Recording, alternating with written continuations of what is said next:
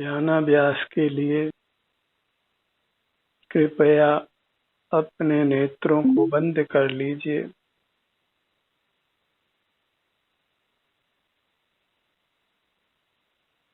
अपना मुख अपनी ओर कीजिए।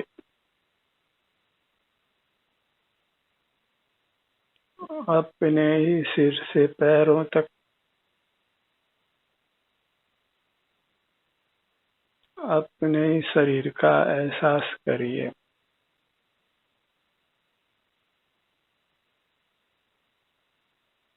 अपने शरीर को स्वस्थ और सुखद रखने का यह स्वाधीन उपाय है।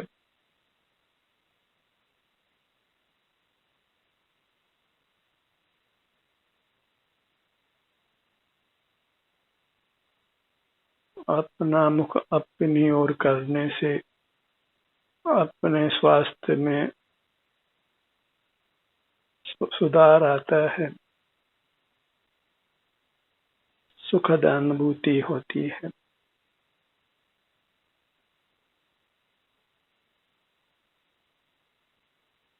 सुखी होने की इतनी शर्त है कि हम अपना मुख अपनी ओर रखें। बहिर्मुखता के संस्कार को नष्ट करना है, वही जितेंद्रिय होना है, जिनेंद्र परमात्मा होना है। परमात्मा ने अपनी इंद्रियों पर विजय किया है, इंद्रिय ज्ञान का निरोध किया है, मूर्त पदार्थों को देखना जानना बंद किया है।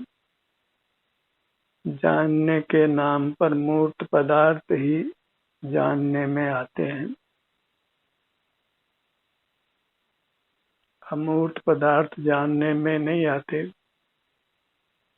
अपने अमूर्त काया का भी केवल अनुभव होता है, इसके सुख दुख का वेदन होता है। इसी से हमें अपने अमूर्त शरीर की प्रतीति होती है, और यह सुख दुख का वेदन नहीं हो तो कभी आत्म प्रतीति नहीं हो सकती है।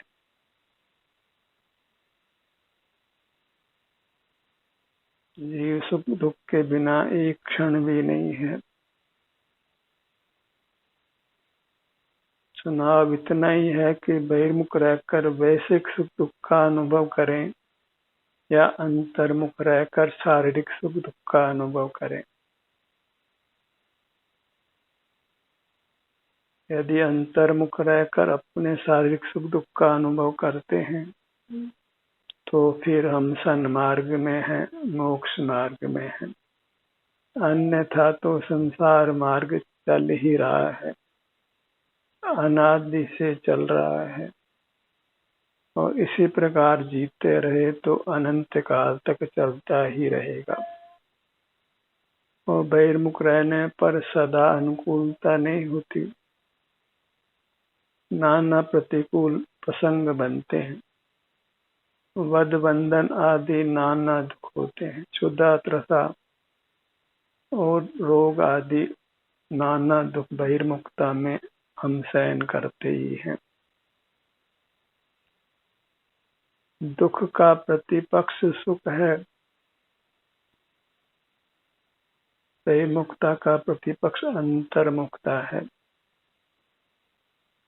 बहिर्मुखता से दुख है, अंतर्मुखता से सुख है।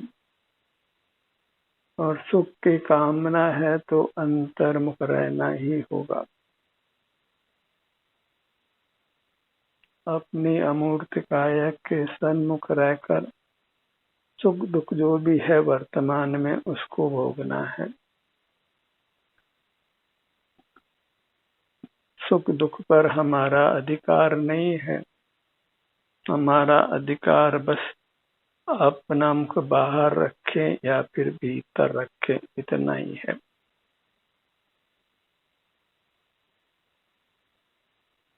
भीतर रहने पर स्वतः सुख रूप परिणाम की प्राप्ति होती है, और बहिर्मुख रहने पर स्वतः रागादिक से होने वाले दुखों की अनुभूति होती है।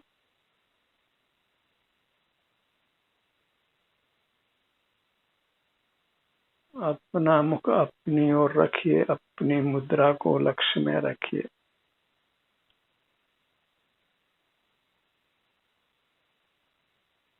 जितना जल्दी हम मोक्ष मार्ग को समझ लें और मोक्ष मार्ग पर चल पड़े उतना अच्छा है। इससे अधिक कुछ विचार करना नहीं है, कुछ विशेष ज्ञान अर्जित नहीं करना है, क्योंकि ज्ञान अर्जित करने में भी हम बहिर्मुख रहते हैं, धन अर्जित करने में बहिर्मुख रहते हैं, धन की रक्षा में, धन के भोग में बहिर्मुख रहते हैं, लोक व्यवहार निभाने में बहिर्मुख रहते हैं, परोपकार आदि शुभ कार्यों को करने में भी बहिर्मुख रहते हैं। और इन सब से ही हम संसार में नाना दुख भोगते हैं। कोई ये समझे परोपकार आदि शुभ कार्यों को करके मैं दुखों से बच जाऊंगा, तो कदापि संभव नहीं है, क्योंकि अशुभ शुभ दोनों ही भावों में हम बहिर्मुख रहते हैं। शुभ अशुभ का भेद मिटाकर बहिर्मुखता को छोड़िए।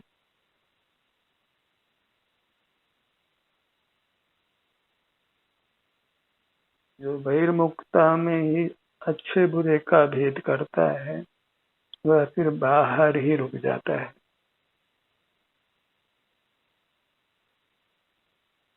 और जहाँ बाहर रुकता है तो फिर सारे संसार के दुख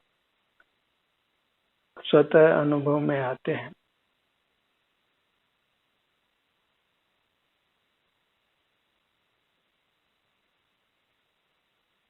अपने शरीर के स्वास्थ्य की जांच करिए, उस जांच में ही स्वास्थ्य का अनुभव हो जाता है। अपने स्वास्थ्य का अनुभव करना ही मोक्ष का मार्ग है। अंतर्दृष्टि से ही हम अपने स्वास्थ्य की जांच करते हैं, अनुभव से ही उसकी जांच होती है। तो स्वास्थ्य की जांच करिए या स्वास्थ्य का अनुभव करिए, दोनों एक ही बात है। और अपने स्वास्थ्य का अनुभव करना ही मोक्ष का मार्ग है।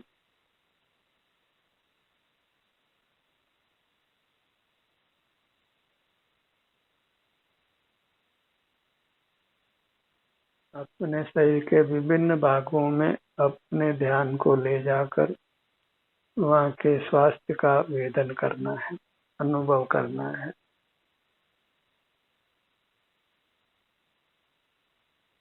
सुख दुख जीव के ही आभ्यंतर हम शरीर में होते हैं, बाह्य मूर्त शरीर में नहीं होते।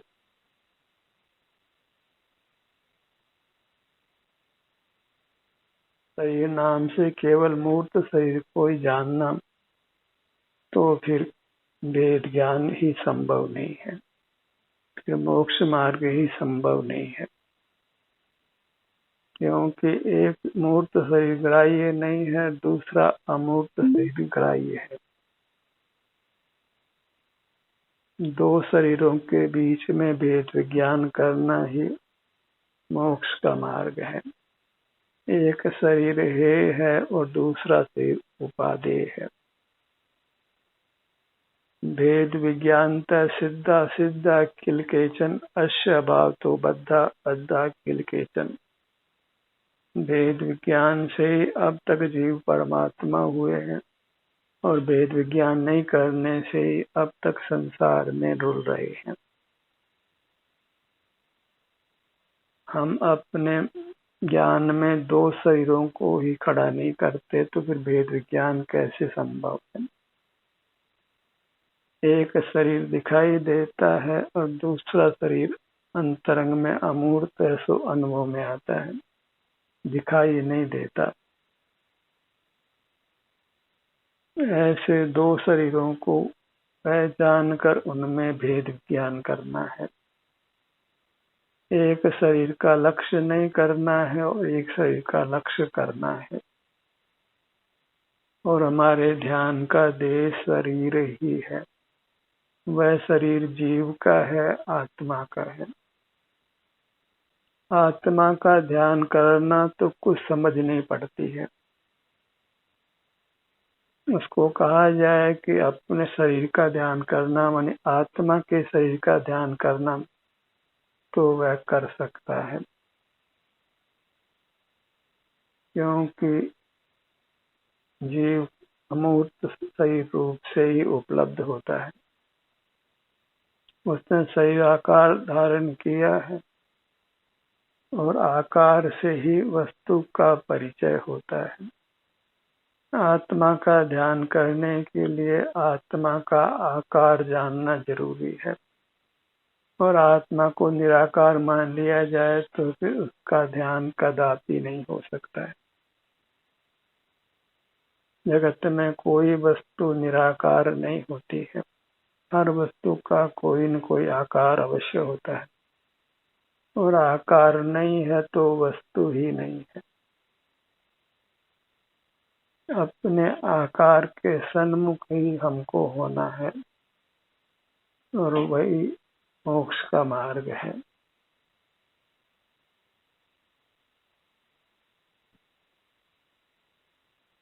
जगत में बहुत भ्रांतियां चलती है। जीव का शरीर नहीं माना जाता है, उद्गल का ही शरीर माना जाता है।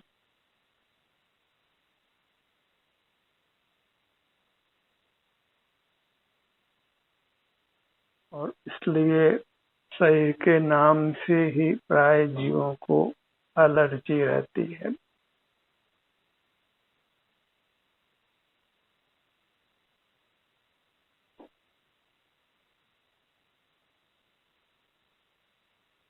आत्मा का ध्यान करने के लिए आत्मा के अमूर्त शरीर को अंतर्दृष्टि से पहचानना होता है और उसके सन्मुख रहना होता है।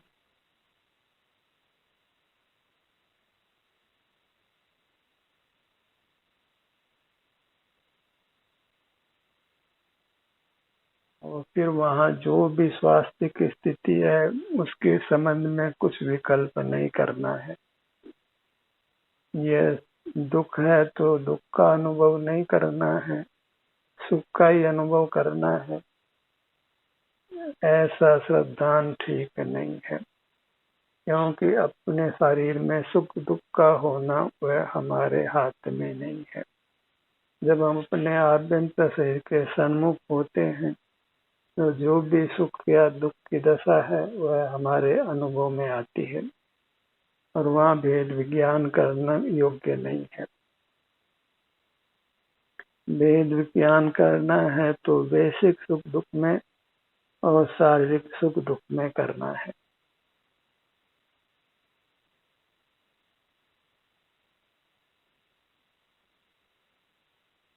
किसी भी वस्तु की प्रतीति उसके गुण से ही होती है। उद्गल को हम उसके स्पर्श रसगंध वर्ण से जानते हैं, और जीव के आभ्यंतर शरीर को हम उसके सुख दुख से पहचानते हैं। इसलिए आत्मा का अनुभव करने के लिए उसमें होने वाले सुख दुख का ही अनुभव करना है, अन्य कोई मार्ग नहीं है। मिश्री का स्वाद लेते हैं तो वो मिठास का ही स्वाद लिया जाता है, मिठास से भिन्न मिश्री नहीं है। ऐसे शारीरिक सुख दुख से भिन्न अंतरंग में शरीर नहीं है, कोई आत्मा नहीं है।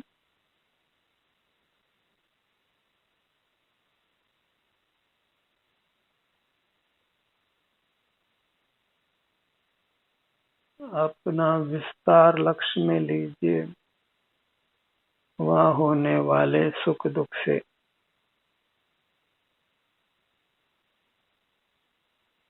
और इस प्रकार ही आत्मा का ग्रहण होता है, अनुभव होता है।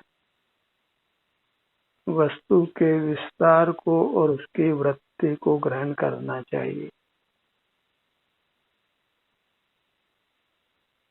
बिना वृत्ति के विस्तार नहीं है और बिना विस्तार के वृत्ति नहीं है। वस्तु अपने विस्तार और वृत्ति से ही रहती है। निश्चय का अपना विशिष्ट आकार है और उसका स्वाद है। ऐसे जीव वस्तु का आकार है और उसका स्वाद सुख या दुख है। इस प्रकार ही हम जीव वस्तु का अपना परिचय अनुभव करते हैं और वह अनुभव मोक्ष का मार्ग बनता है।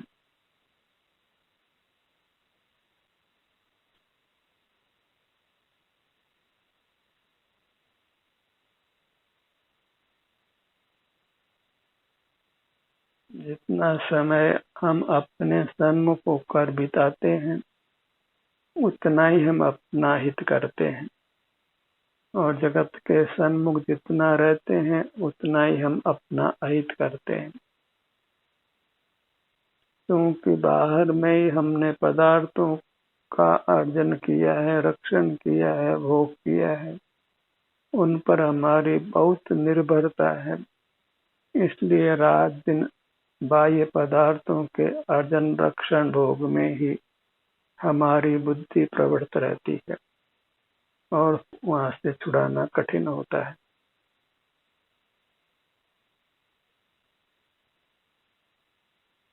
बाहर के जड़ पदार्थों से या बाहर के जीवों से ही व्यवहार करके हम हमारा समय व्यतीत करते हैं और इस प्रकार हमारा संसार अनवरत रूप से चलता रहता है। इसी बाह्य प्रवृत्ति को मिटाकर हमने अंतरंग में प्रवृत्ति करना है।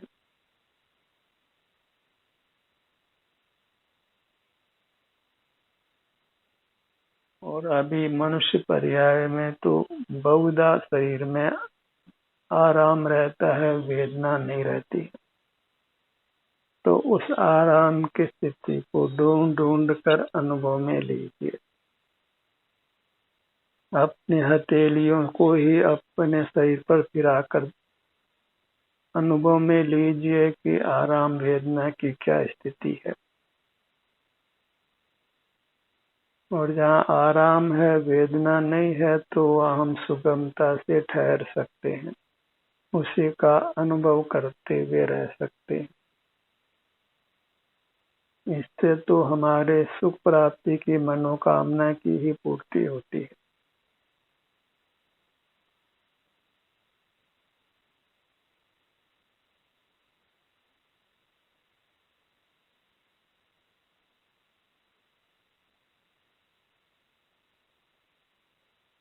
हथेलियों का आश्रय करके लोक में रेकी मेडिटेशन चलती है और उससे मेडिटेशन करने वालों को अभूतपूर्व लाभ भी होता है।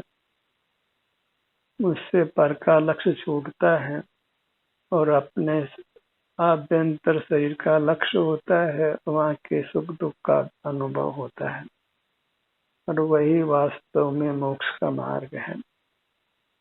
फिर वह रेकी मेडिटेशन करने वाले भले ही कुछ भी शास्त्र ज्ञान नहीं रखते हो, कुछ भी बाहर का ज्ञान नहीं हो, अनपढ़ ही क्यों न हो, वे उत्तम स्वास्थ्य को प्राप्त करते हैं और भोगते हैं।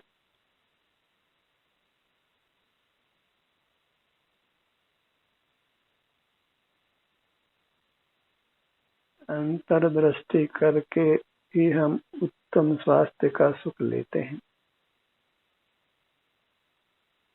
और इसी से हमारा स्वास्थ्य वृद्धिगत होता है और पूर्णता को प्राप्त होता है, परमात्म दशा की प्राप्ति होती।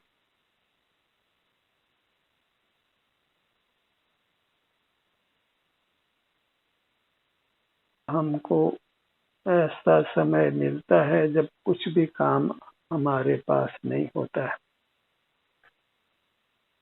ऐसे समय को मनोरंजन आदि में व्यतीत नहीं करके अपने सन्मुख रहने में व्यतीत करिए।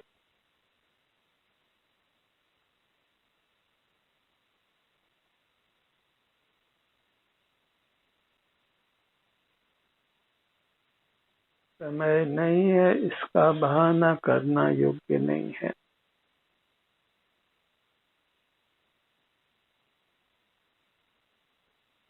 जहाँ चाह होती है वहाँ राह अवश्य मिलती है। यदि आप अपने सन्मुख रहना चाहते हैं, संसार दुखों से मुक्त होने के लिए पुरुषार्थ करना चाहते हैं, तो फिर अवश्य ही आप अंतर्मुख रह सकते हैं। नेत्रों को बंद करके अपने ही शारीरिक स्वास्थ्य का अनुभव करना होता है, और वह स्वास्थ्य जैसा भी है, अच्छा या बुरा, उसके संबंध में कुछ विकल्प नहीं करना है। आप जैसे हैं वैसे ही अपने को भा जाएं, पसंद आ जाएं, स्वीकार कर लें, इसी में हमारा हित है। जैसे भी सुख दुख की हमारी अवस्था है, हमारा रूप है वर्तमान में, क्योंकि सुख दुख ही हमारा रूप है, तो अपने रूप से दूर नहीं भागना है। जो अपने रूप से दूर भागता है वह वास्तव में सुख से ही दूर भागता है, क्योंकि सुख तो अपने रूप में ही है। दुख तो खड़ा इसलिए हुआ है कि हम अपने रूप से जुड़ते नहीं हैं और पर के रूप पर ही मुग्ध रहते हैं। इंद्रियां तो हमें पर की ओर ही आकर्षण विकर्षण का परिणाम पैदा करती है। बाह्य पदार्थों को सुहावना सुहावना दिखाती है, उनके प्रति सहज ही राग द्वेष उत्पन्न करती है। इसलिए इंद्रिय ज्ञान से विरत रहना है। जो अपने को ज्ञान स्वभावी मानते हैं, वे नहीं जानते हैं कि उनका सकल ज्ञान इंद्रिय ज्ञान है, और इंद्रिय ज्ञान से ही संसार उत्पन्न होता है। बस अंतर्मुख होने से एक सच्ची समझ पैदा होती है कि यही अंतर्मुख रहना मोक्ष का मार्ग है। इसके अलावा जितना भी जगत का ज्ञान है वह सब का सब हे है, अज्ञान है, मोह है, और जीव की दुर्गति का कारण है।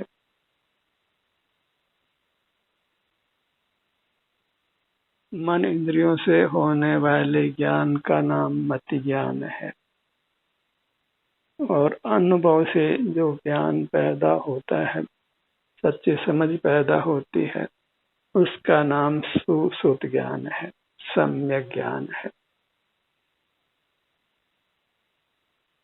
सकल ही मति ज्ञान को छोड़ना है